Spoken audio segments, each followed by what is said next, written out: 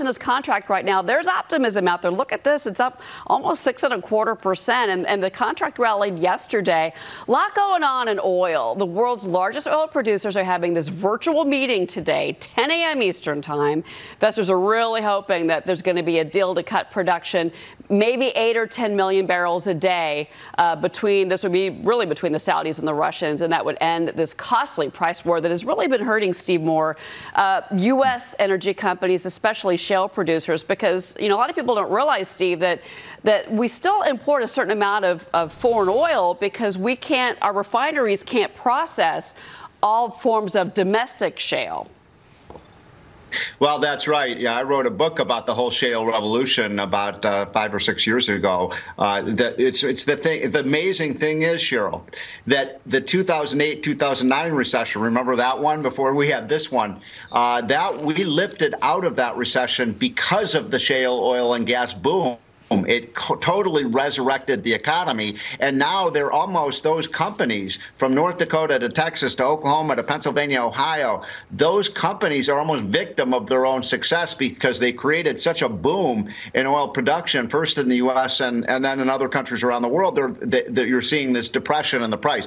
But let me correct you on one thing. You said this costly oil and gas war. Well, yeah, it's costly for the companies, but it ain't costly for consumers, right? You're seeing the lowest gasoline prices that we've seen in decades. But we do have to do something to give a rise to these companies, because they are. You go to some of those places in Texas, in Oklahoma, and Pennsylvania, Ohio. Now they're shutting down the wells really rapidly. Yeah. So there is going to be some relief.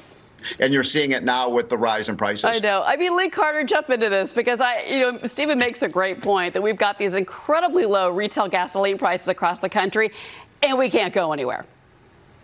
It is a really fascinating time, because usually when prices of gas are low, it makes people feel better about the economy because they can go further, they can go places. There's a lot of benefits to overall feelings and sentiment. But now you're right. Like, this is a very, very unusual time where we can't enjoy the gas prices because we're all stuck at home. So I think one of the things that we're going to be seeing, too, is the president isn't going to get the benefit of any of these kinds of things that actually do make Americans feel better about the economy. When you look at people's opinion of the economy and what they're afraid of, it's really, really bad. And you're looking at a president who has always, the thing that people have always said, no matter what, is, I might not like all the annex, I might not support him in all these things, but the economy is what he's good at. And I think that that's a big problem for him. No, I agree. Mattie, I want to bring you in because, President Trump has said that he might use tariffs on oil if he had to. But at this point, he's still optimistic that there's actually going to be an agreement. We've heard him.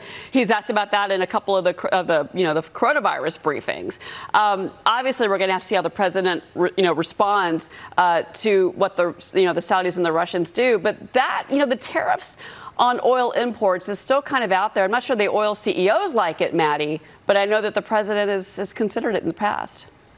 Well, who else wouldn't like it would be those consumers that both Lee and Stephen just mentioned. Tariffs on imports increase prices here at home. So that would be a price effect that Americans would probably feel at a time when we're entering a recession and Americans are concerned about their household budgets. So I think that tariffing imports at this point could potentially backfire for the president. There are a number of other proposals out there to try and combat some of the recalcitrance from the OPEC countries.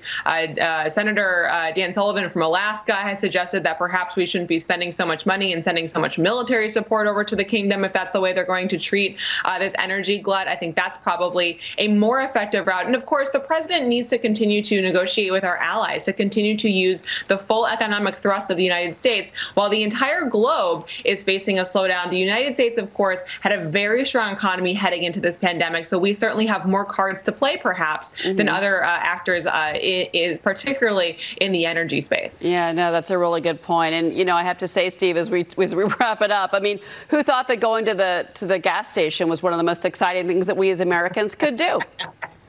Yeah, I haven't driven my car in weeks. But look, there's a big political dimension that we should just all be thinking about here. Think about those states I mentioned.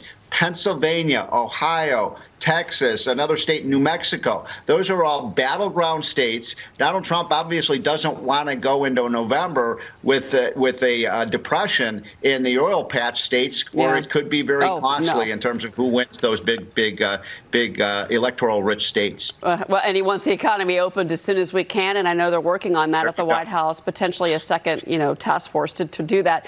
All right, guys, thank you very much. We'll see all of you in just a few moments.